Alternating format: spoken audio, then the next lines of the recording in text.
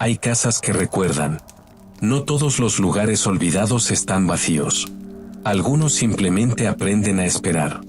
En España, lejos del ruido de las ciudades, hay una casa que nunca fue vendida ni demolida. Sigue ahí, intacta en apariencia, como si alguien fuera a regresar en cualquier momento.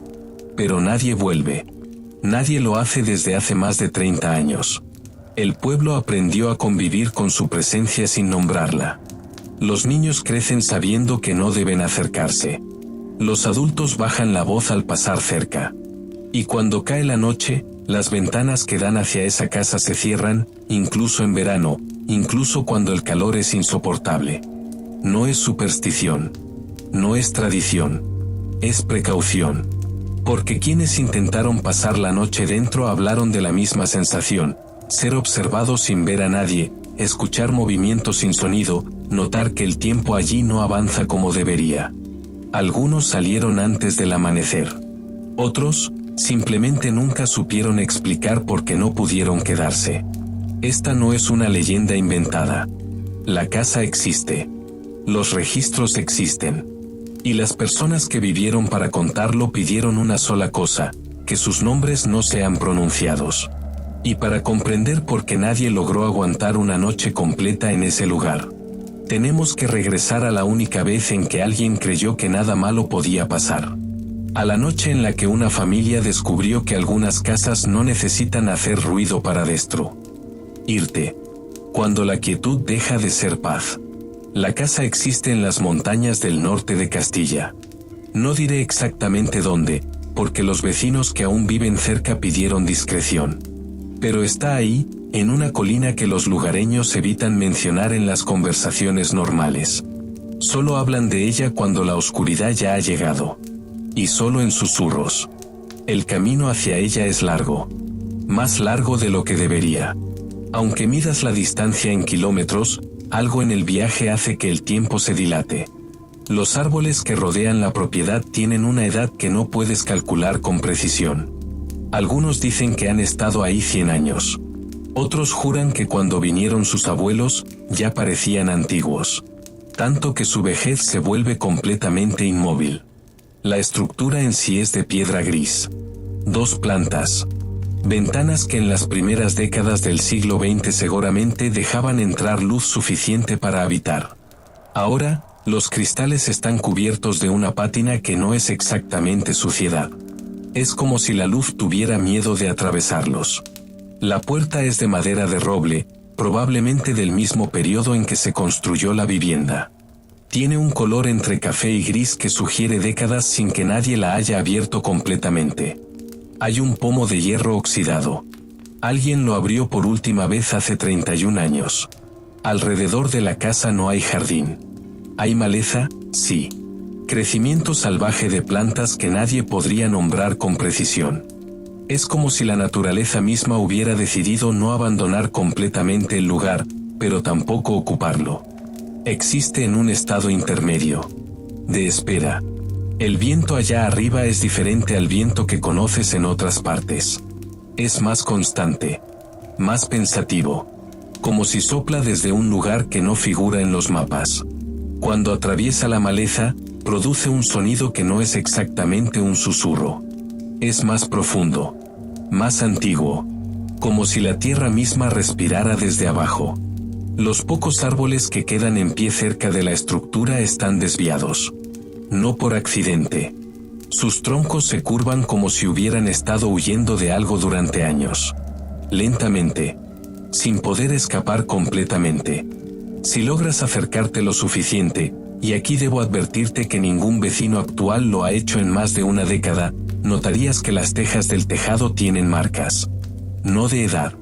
Marcas como si algo las hubiera rozado desde el interior. Como si lo que hay dentro hubiera intentado salir a través del techo. El silencio de ese lugar no es el silencio de la paz.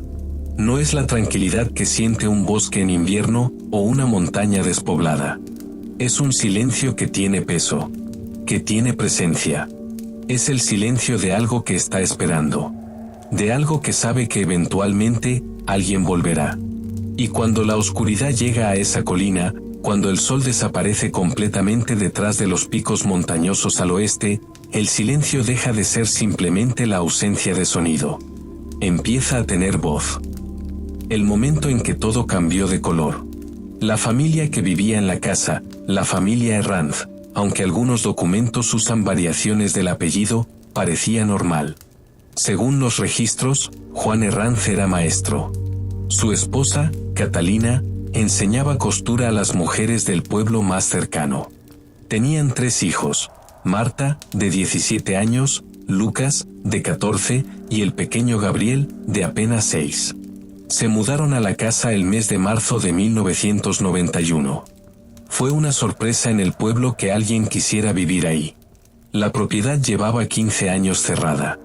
Había estado antes habitada por un anciano, don Félix Marín, que murió en circunstancias que nadie ha querido documentar oficialmente. La casa pasó a manos de herederos lejanos que vivían en Barcelona, y desde entonces permaneció vacía. Hasta que los Herranz llegaron. Compraban todo en el pueblo. Eran amables. Los niños asistían a la escuela local. Parecía que la vida continuaría normalmente. Durante 2 años, así fue. Pero en octubre de 1993, algo cambió. No fue un evento. Fue una alteración. Lenta. Casi imperceptible. La clase de cambio que solo los observadores atentos notan. Y en los pueblos pequeños, siempre hay observadores. Primero, el comportamiento de los niños. Marta dejó de venir a la escuela. Luego Lucas. Gabriel aún asistía, pero algo en su expresión había cambiado. No parecía asustado exactamente. Parecía ausente.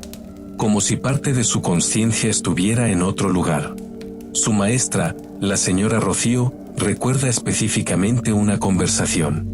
Le pregunté por qué se veía cansado. Y me dijo, porque no duermo mucho allá arriba. La casa está despierta. Eso fueron sus palabras exactas. Un niño de 6 años. La casa está despierta. Luego comenzaron los sonidos. Los vecinos más cercanos, a casi 2 kilómetros de distancia, porque la casa estaba realmente aislada, comenzaron a reportar ruidos nocturnos. No eran ruidos normales de una casa. No eran chirridos de madera vieja, ni viento forzado a través de grietas. Eran ruidos que tenían un patrón. Rítmicos. Como si algo golpeara regularmente contra las paredes interiores. Siempre de noche. Siempre comenzando alrededor de las 10 de la noche. Y siempre cesando exactamente a las 4 de la mañana. Los vecinos pensaron que quizá la familia hacía reparaciones. Pero nadie había visto entrar materiales. Nadie había visto obreros. Y además, ¿quién repara una casa solamente entre las 10 de la noche y las 4 de la mañana? Juan Herranz fue visto menos frecuentemente. Catalina compraba menos comida. Y cuando alguien de la comunidad intentaba visitarlos, simplemente no abría la puerta. Aunque claramente estaban dentro. Se podía ver humo saliendo de la chimenea. Se podía escuchar movimiento. Pero nadie abrió la puerta. Hasta que llegó octubre 28. Ese fue el día en que todo se aceleró. Ese fue el día en que lo que había estado sucediendo lentamente en la oscuridad de la casa comenzó a mostrar sus primeros síntomas visibles. Una noche, alrededor de las 11, los vecinos más cercanos, una familia llamada Los Díaz, escucharon un grito que no fue gritar en el sentido ordinario. Fue más bien un sonido de desgarramiento. Como si algo hubiera sido roto. Y no algo físico, sino algo interior. Fue el grito de Catalina. Su voz no fue nunca la misma después. Los pocos que la vieron posteriormente juraron que sus ojos habían adquirido una calidad diferente. Vacía. Como si algo le hubiera sido extraído. Lo que sucedería después no tendría vuelta atrás. Porque la noche del 28 de octubre, Juan Herranz finalmente decidió que tenía que dejar entrar a alguien. Y eso fue el primer error. Lo que permanece detrás del silencio. En la madrugada del 29 de octubre, Juan Herranz bajó al pueblo. No fue en coche. Caminó. En pijama. Con los pies descalzos, a través de barro, piedras y la maleza de la montaña. Cuando lo encontraron, caminaba en línea recta, hacia adelante, sin detenerse. Sin responder cuando le hablaban. Como alguien que está siguiendo instrucciones que solo él puede escuchar. Lo trajeron de vuelta. No dijeron nada. El pueblo entero lo supo en cuestión de horas. Según el testimonio de su vecino, el doctor Martín, Juan les dijo algo que fue transcrito en un cuaderno que aún existe en manos de la familia Díaz. No es una casa. Es algo que se parece a una casa. Desde adentro, se parece a una casa. Pero desde que está aquí, ya no lo es. Porque lo que está dentro ha convertido cada habitación en parte de sí mismo. Cuando le preguntaron qué era lo que estaba dentro, según ese registro, Juan respondió simplemente: eso. El doctor Martín intentó determinar si Juan había sufrido algún tipo de episodio psicológico. Pero lo que encontró fue diferente. El hombre estaba lúcido. Perfectamente cuerdo. Simplemente estaba describiendo lo que veía, lo que sentía, y lo que había estado tolerando en esa casa durante 2 años. Catalina no bajó del pueblo. Los niños tampoco. Juan pasó 3 días intentando que alguien lo ayudara. Fue a la Guardia Civil. Les dijo que su familia estaba en peligro. Que necesitaba que subieran a la casa de inmediato. Fue al sacerdote del pueblo. Fue de puerta en puerta. Nadie quiso subir. No porque tuvieran miedo exacto. Era algo diferente. Era una negativa que venía de las entrañas. Un rechazo instintivo. Es lo que pasaba cuando te acercabas demasiado al relato de lo que estaba pasando en esa casa. Tu cuerpo simplemente se rebelaba contra la idea. El 31 de octubre, de madrugada, Juan regresó a la casa solo. Lo que sucedió esa noche solo puede ser descrito a través de los efectos posteriores. Porque Juan no fue el mismo cuando salió. Aquella mañana del 1 de noviembre, la familia Herranz abandonó la casa completamente. No llevaron nada. Los libros quedaron en las mesas. La ropa, en los roperos. Los platos de la cena anterior, aún en el fregadero. Una muñeca de trapo en la cama de Gabriel. Simplemente se fueron.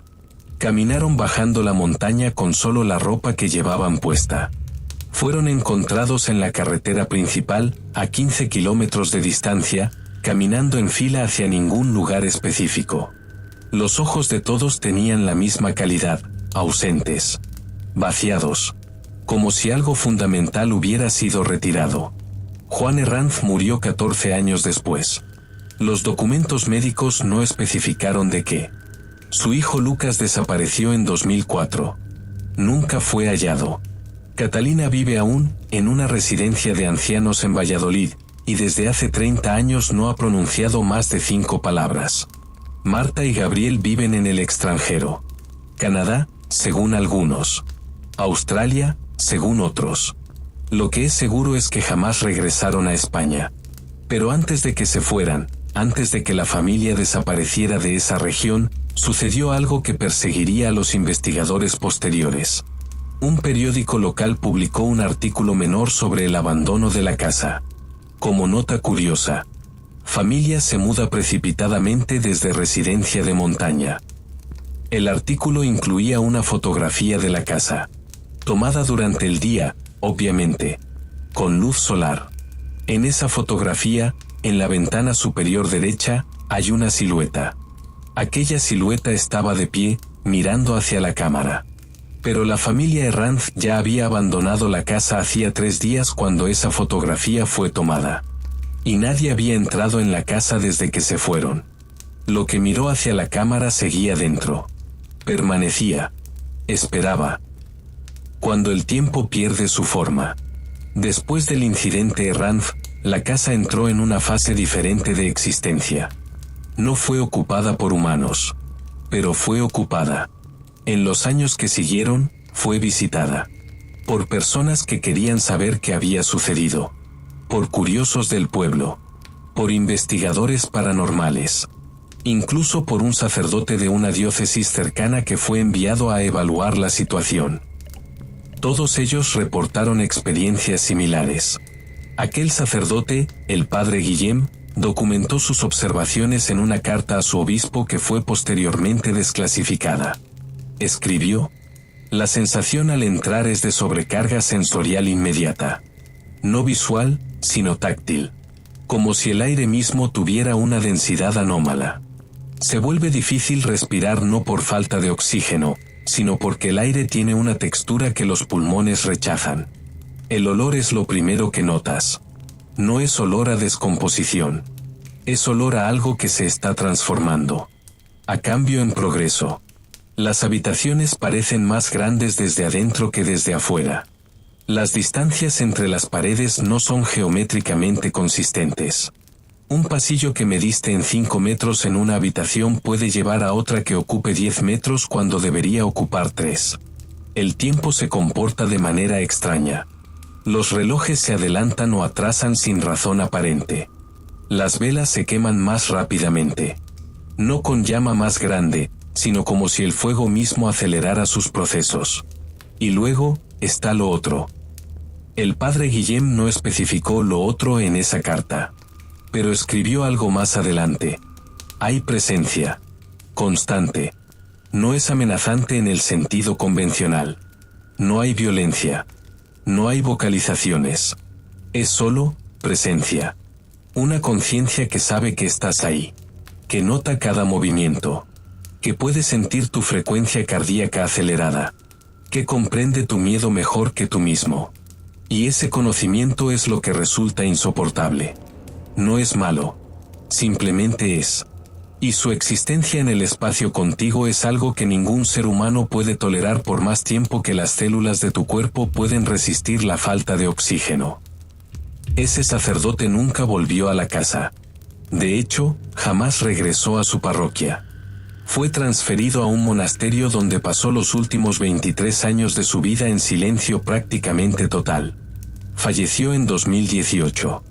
Hubo otras visitas. Todas ellas brevísimas. Exploradores paranormales, cazadores de fantasmas, pseudoinvestigadores que llegaban llenos de equipos y confianza. Todos ellos salían entre 40 minutos y 2 horas después de entrar. Nunca completaban sus investigaciones. Nunca volvían.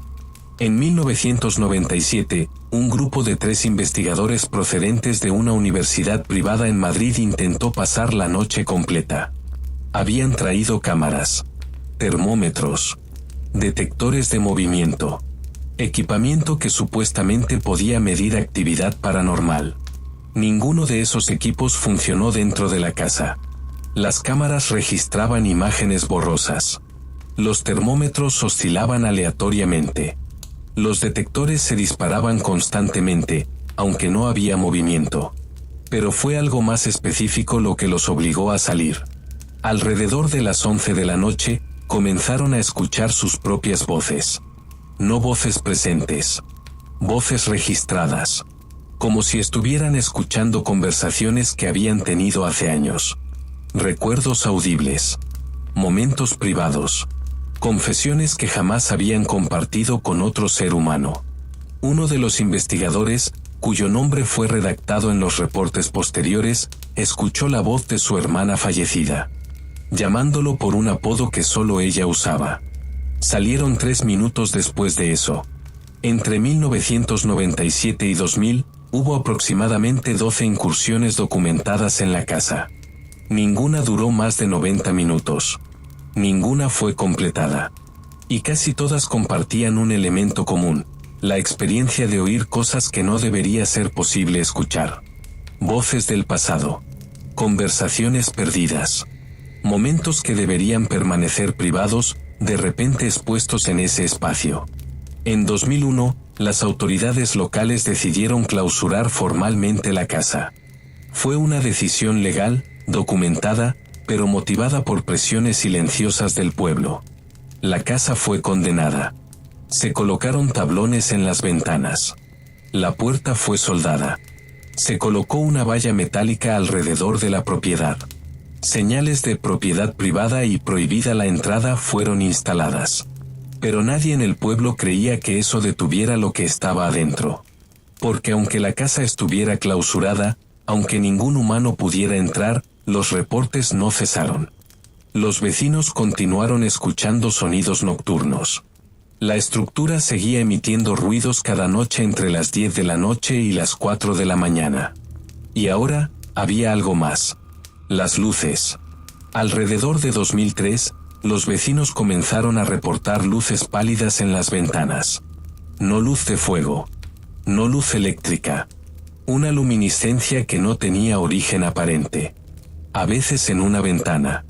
A veces en varias simultáneamente. A veces fluyendo de una habitación a otra, como si algo se estuviera moviendo con esa luz. La casa, incluso clausurada, incluso abandonada, continuaba operando en la oscuridad. Porque lo que estaba dentro no necesitaba de los humanos para subsistir. Simplemente estaba esperando. Lo que permanece cuando todo desaparece. En la actualidad, nadie se acerca a esa casa. No es por ley. Es por acuerdo tácito. Es lo que sucede cuando un lugar se vuelve lo suficientemente peligroso que la comunidad entera decide olvidarlo colectivamente. La carretera que conduce hacia esa zona fue ligeramente reorientada en 2005. Ahora, los conductores pueden pasar sin verla. Algunos ni siquiera saben que existe. Los vecinos que aún viven en las zonas cercanas simplemente no hablan de ella. Si llega a mencionarse, la conversación cesa. Se desvía hacia otro tema. Es un reflejo. Una defensa.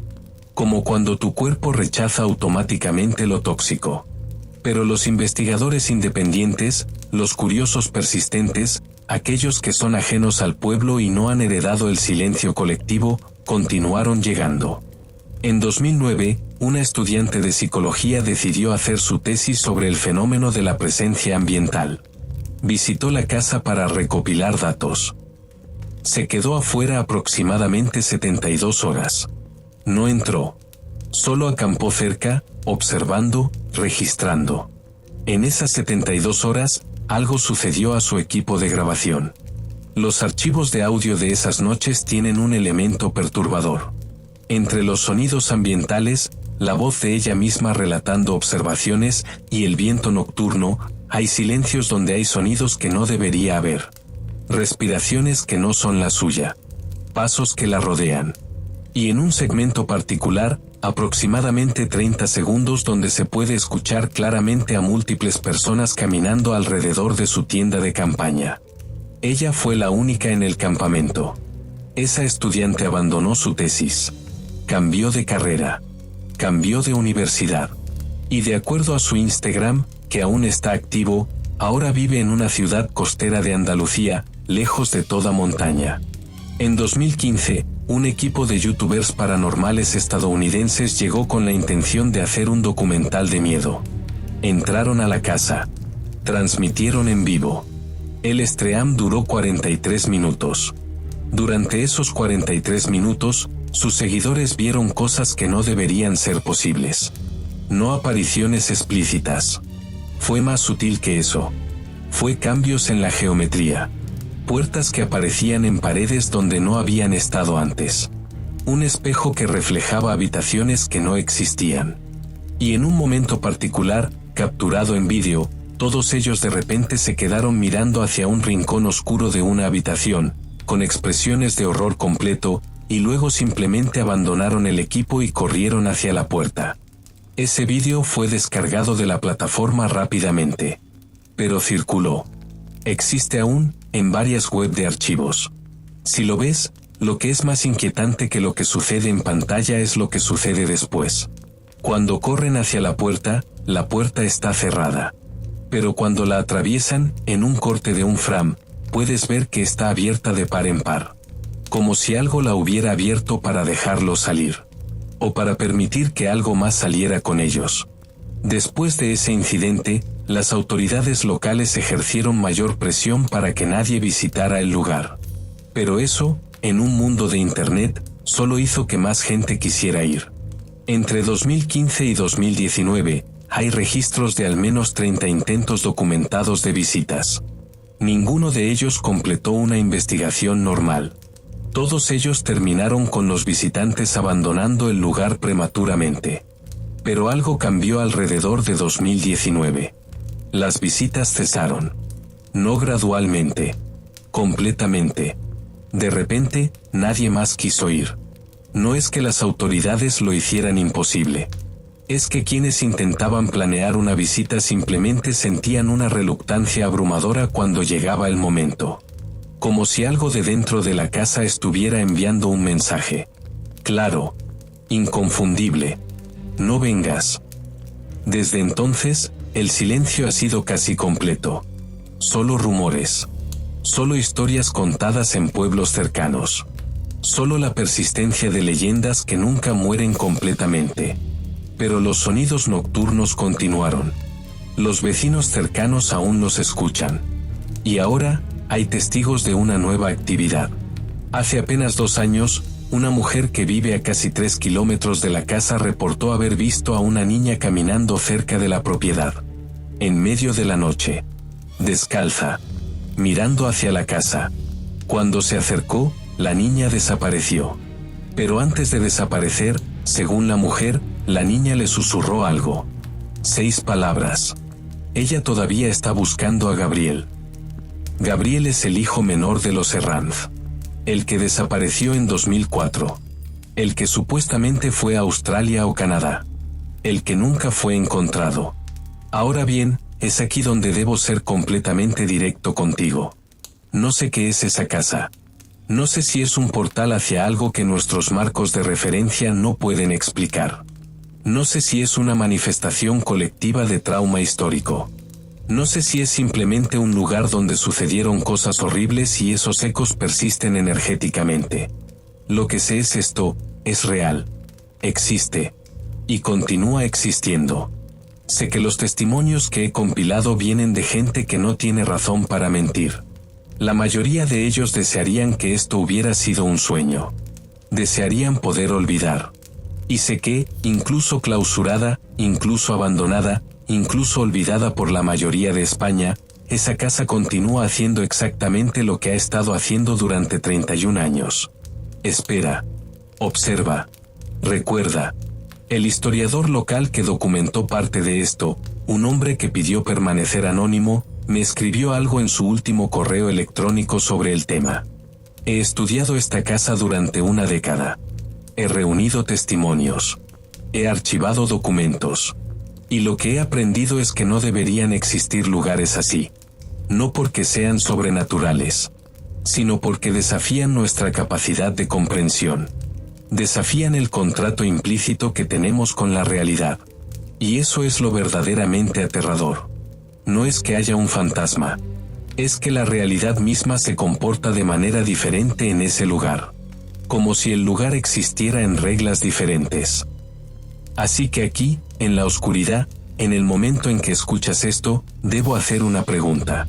¿Alguna vez has sentido la sensación de ser observado? No miraste a tu alrededor. Simplemente lo sentiste. Esa presencia silenciosa. Esa conciencia de que no estás solo, aunque no haya nadie visible. ¿Qué pasaría si esa sensación nunca se fuera? ¿Qué pasaría si se quedara? Y se profundizara. Y eventualmente, comprendieras que no es paranoia. Que realmente hay algo. Algo que sabe tu nombre. Algo que ha estado esperando. Algunos de ustedes, cuando cierren esto, esta noche cuando se acuesten, sentirán algo. Un peso en la habitación. Una presencia que no estaba antes. No es coincidencia. No es sugestión psicológica. Es simplemente que, al escuchar esto, han atraído la atención de algo que estaba esperando a alguien que quisiera escuchar. La casa en la montaña todavía está ahí. Sus muros siguen intactos. Nadie ha conseguido destruirla, probablemente porque destruir una estructura física cuando lo que importa está dentro de ella no resuelve nada. Las luces siguen parpadeando en las ventanas. Los sonidos siguen ocurriendo entre las 10 de la noche y las 4 de la mañana. Y cada noche, algo dentro sigue esperando. Si esta noche escuchas ruidos que no puedes explicar. Si sientes ese peso que no debería estar ahí. Si alguien te susurra tu nombre cuando estás completamente solo. No lo busques. Nunca ha dejado de escuchar. Suscríbete. Porque la oscuridad recuerda a quienes la escuchan. Y si vuelves aquí, si regresas a esta historia, Eso significa que ya formamos parte de algo. Un círculo. Una conexión. La casa espera. Y ahora, tú también. El silencio se extiende. En la distancia, un portazo. O quizás solo el viento. Pero sabes que no es solo el viento. Porque ahora, tú también escuchas.